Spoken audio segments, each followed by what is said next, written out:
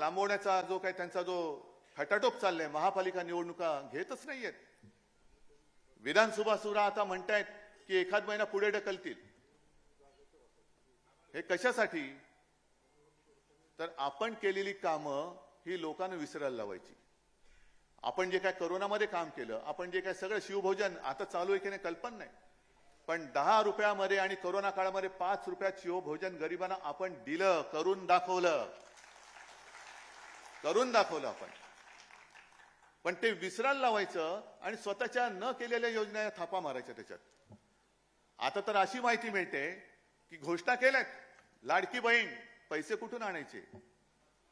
न्यायालय त्यांना फटकारतंय की इकडे नुकसान भरपाई द्यायला पैसे नाहीत, लाडक्या बहिणीची योजना आम्ही थांबवू का? आणि मग सगळेच मुख्यमंत्री उपमुख्यमंत्री कोणाचं काय, कोणाचा पायपूस कोणामध्ये नाही, चिडचिड चालले.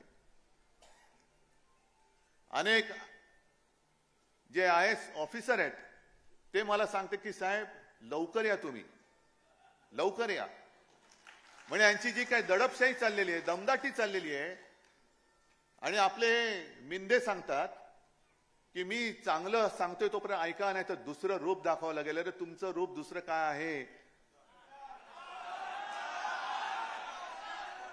हे सुद्धा लोकांमध्ये पोहोचवण्याचं काम परत तुमचं आहे. बरोबर तुम्ही मुद्द्याला हात घातलात. कारण यांचं खरं रूप जे आहे गद्दार.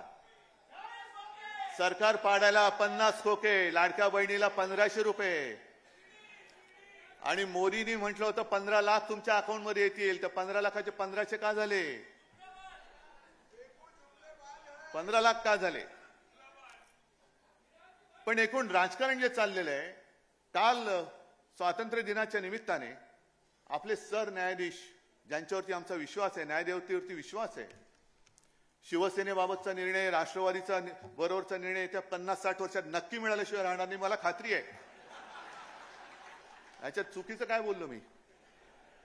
नाही, कारण आपण जर सांगितलं की लवकरची तारीख द्या, ते सांगतात तुम्ही आमच्यावरती आम्हाला आदेश नाही द्यायचा. मग आम्ही हात जोडून उभे आहोत. या जन्मी नाही तर पुढच्या जन्मी आम्हाला नक्की न्यायदेवता पावल्याशिवाय राहणार नाही. पण त्यांनी काल एक पत्रकारांशी बोलताना मी बातमीच आणली मुद्दामून. एवढीच बातमी, खरं अख्खं भाषण मी काय पाहिलेलं नाही, पण त्याच्यात त्यांनी म्हटलेलं आहे की बांगलादेशमुळे स्वातंत्र्याचे महत्व अधोरेखित. बांगलादेशमुळे, ज्या बांगलादेशला आपल्या हिंदुस्थानने स्वतंत्र केला, त्या बांगलादेशामुळे आपल्या देशाचं स्वातंत्र्य जर का अधोरेखित होणार असेल तर आपण कशाला या देशात जन्माला आलो? कोणत्या पदावरती आपण बसलो आहोत? दुसऱ्या देशात काय झालंय? अरे बांगलादेशामुळे स्वातंत्र्य अधोरेखित झालं असेल, महत्व अधोरेखित झालं असेल, तर तिथे जी काय हुकुमशाही होती, दडपशाही होती, तिच्या विरुद्ध जनता रस्त्यावरती उतरली. पंतप्रधानांना राजीनामा द्यावा लागला, सरन्यायाधीशांना सुद्धा राजीनामा द्यावा लागला. ही लोकशाही बांगलादेशातली तुम्हाला मान्य आहे, परवडणार आहे? आणि स्वातंत्र्याचं महत्व जर का जाणून घ्यायचं असेल तर भूतकाळात डोकावं लागेल. हे आपले चंद्रचूडजी बोलतात ह्या बातमीनुसार. मी माझ्या मनातलं किंवा मी त्यांचं भाषण प्रत्यक्ष पाहिलं नाही, ऐकलं नाही, पण भूतकाळात डोकावं लागेल. चंद्रचूड साहेब मान्य आहे, पण आमचा प्रॉब्लेम असा आहे की आम्ही जेव्हा भूतकाळात डोकावतो ना, तेव्हा आम्हाला रामशास्त्री प्रभूने दिसतात. रामशास्त्री प्रभूने राघोबा दादाला या प्रायश्चित्ताला, या जे काय पाप आहे, हा जो गुन्हा आहे, त्याला देहांत प्रायश्चित्ताशिवाय दुसरं शिक्षा होऊ शकत नाही, हे सांगणारे रामशास्त्री प्रभूने आमच्या भूतकाळात लपलेले आहेत. आणि आपण सुद्धा कधीतरी भूत होणार आहोत, म्हणजे भूतकाळात जाणार आहोत. आजचा जो वर्तमान काळ आहे तो उद्याचा भूतकाळ आहे. मग त्यावेळेला आणखीन कुठे काही घडलं, मग देशाचं स्वातंत्र्य, त्याचं महत्व कळण्यासाठी भूतकाळात डोकावं लागलं, तर मग आम्ही राजकारणी म्हणून काय करतो? आणि चंद्रचूड साहेब तुम्ही सुद्धा या देशाचे सरन्यायाधीश म्हणून काय केलं हे त्यावेळेच्या भूतकाळामध्ये नमूद झालेलं असेल, हे नमूद झालेलं असेल. आज जी का आम्ही लढाई लढतो आहोत ही लोकशाहीचीच लढाई आहे, स्वातंत्र्याचीच आहे.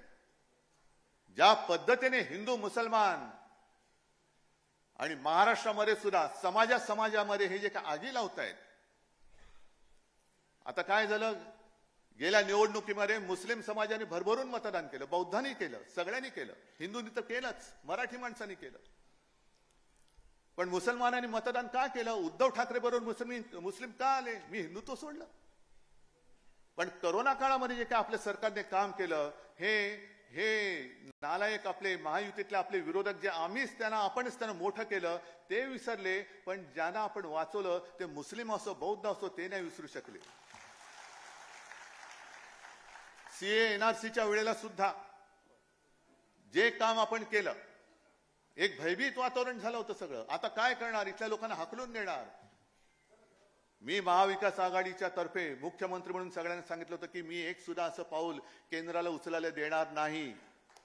जे या देशाचे नागरिक आहेत आणि जे देशावरती प्रेम करतात त्यांना मी इथून जाऊ देणार नाही. म्हणून मुस्लिम आमच्या सोबत आले. काल मोदीजी तुम्ही जे बोललात की सेक्युलर संविधान, सेक्युलर नागरिक संहिता, म्हणजे तुम्ही काय हिंदुत्व सोडलं? हिंदुत्व न मानणाऱ्या चंद्रबाबूच्या मांडीला मांडी लावून तुम्ही बसलात, नितीश बरोबर बसलात, मग तुम्ही हिंदुत्व नाही सोडलं? मग उगाच आपल्यामध्ये आगी लावण्यासाठी म्हणून तुम्ही ते वक्फ बोर्डाचं बिल का आणलं? बरं आणलं तर आणलं, हिम्मत होती तर बहुमत तुमच्याकडे असताना मंजूर का नाही करून दाखवलं? तुम्ही मंजूर का नाही करून दाखवलं? नोटबंदी तुम्ही आम्हाला विचारून केली होती, आम्ही तुमच्या सोबत होतो.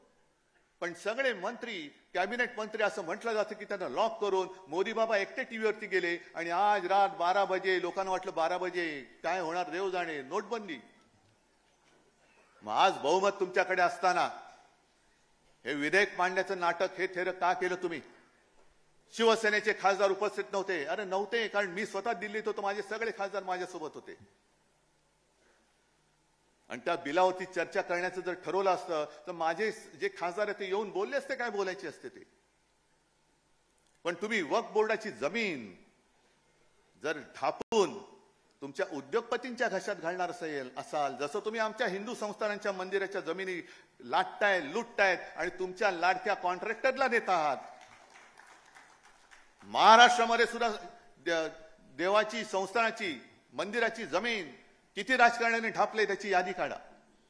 मराठवाड्यामध्ये किती ढापलेली आहे, बीडमध्ये किती केलेली आहे. लावा ना एकदा तो काय प्रश्न आहे तो धसाच लावा. कोणी केले ती जमीन ढापले? बीडमध्ये तर केस सुरू आहे. अरे वक्फ बोर्ड तर बाजूला ठेवा, माझ्या मंदिराची जमीन चोरली जाते